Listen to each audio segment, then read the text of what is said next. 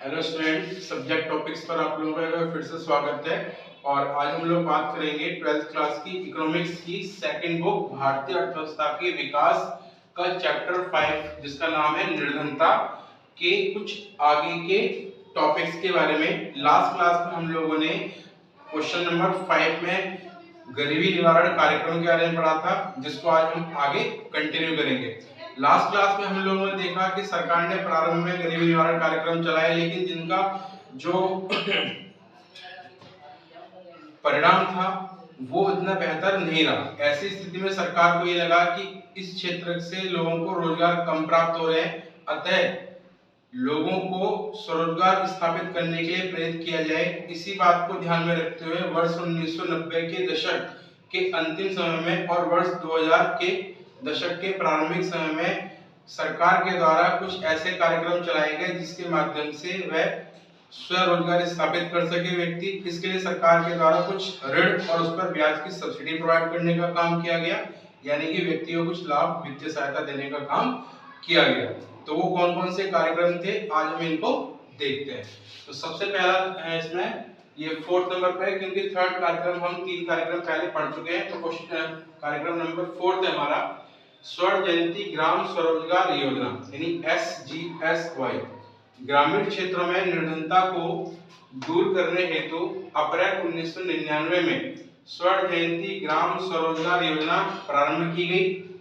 इस योजना के अंतर्गत गांव में भारी संख्या में छोटे छोटे उद्यमों की स्थापना की जाती थी व इन छोटे उद्यमों को व्यक्तिगत रूप में तथा सामूहिक रूप में स्वयं सहायता के आधार पर संगठित किया जाता था।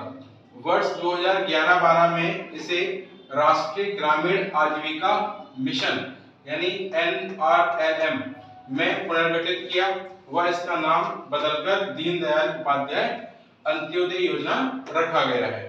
यानी कि इस योजना को अप्रैल 1999 में प्रारंभ किया गया। इसके माध्यम से गांव में बड़ी संख्या में छोटे छोटे उद्यमों की स्थापना की गई जो कि व्यक्तिगत हुआ करते थे, यानी कि व्यक्ति के द्वारा स्वयं स्थापित किए जाते थे या सामूहिक रूप से वह एक स्वयं सहायता समूह बना करके इसको स्टार्ट किया करते थे, जैसे सिलाई मशीन सेंटर खोलना इत्यादि। और इसमें लोग अपना अपना रोजगार स्वयं क्रिएट किया करते थे। इसके माध्यम से सरकार इनको ऋण प्रोवाइड कराती है इसको खोलने में और उस पर इनको ब्याज में सब्सिडी देती है। वर्ष 2011-12 में इसे बदल के राष्ट्रीय ग्रामीण आजीविका मिशन में कन्वर्ट किया गया इस कार्यक्रम को, जिसे आगे चल के इसका नाम बदल के दीनदयाल उपाध्याय अंत्योदय योजना रखा गया है। वहीं पॉइंट नंबर 5 यानी कार्यक्रम नंबर 5 जो है वो राष्ट्रीय शहरी आजीविका मिशन यानी NULMA। इस योजना के माध्यम से इस योजना को वर्ष 2013 में लागू किया गया।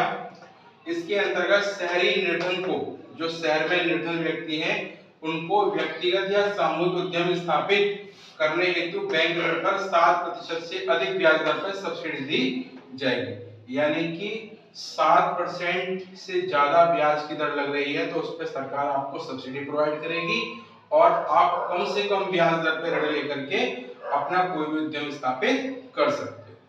इसके बाद 7वां पॉइंट है महात्मा गांधी राष्ट्रीय ग्रामीण रोजगार गारंटी अधिनियम यानी Mahatma Gandhi national rural employment guarantee act.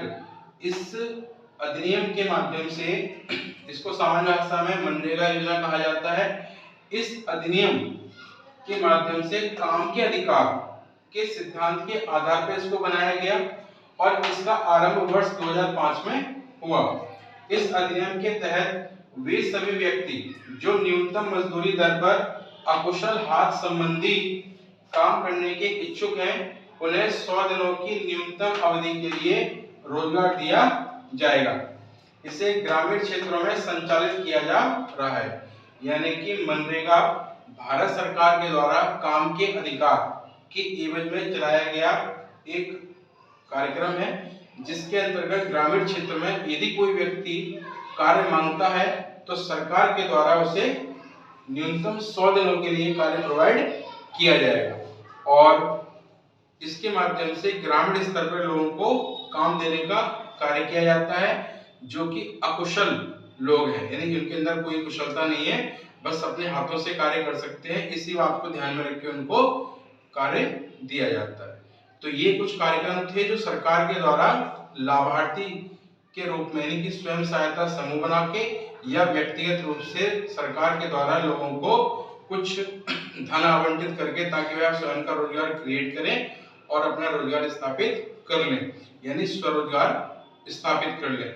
इस बात को ध्यान में रख करके सरकार के द्वारा इन कार्यक्रमों को बनाया गया है और चलाया जा रहा है, जिसके माध्यम से लोगों को रोजगार मिल रहा है और गरीबी स्तर में लगातार कमी आ रही है। इसके साथ साथ आगे चल करके सरकार ने कुछ नए स्तर पे कार्यक्रम बनाने शुरू किए, जिसके अंतर्गत व्यक्ति को कुछ वस्तु या वित्तीय सहायता के रूप में उसकी सहायता की जा रही है। तो कुछ अन्य प्रकार के और भी कार्यक्रम हैं जिसको हम अभी आगे पढ़ने वाले हैं, जो वित्तीय सहायता से संबंधित होंगे, यानी या तो लाभार्थी को वस्तु प्रोवाइड की जाएगी सीधे सीधे, या उसको धन आवंटित किया जाएगा, जिसके माध्यम से वह अपने काम की उपयोगी वस्तुओं को खरीद सके और गरीबी रेखा से ऊपर आ सके। तो आगे चल करके सरकार ने इस प्रकार के कार्यक्रम प्रारंभ किए। तो अब हम देखेंगे वो कौन कौन से कार्यक्रम हैं जो सरकार के द्वारा वित्तीय सहायता देने और अन्य कोई वस्तु आदि प्रोवाइड के माध्यम से गरीबी रेखा को कम करने का कार्य किया जा रहा है। तो हम उसको देखते हैं।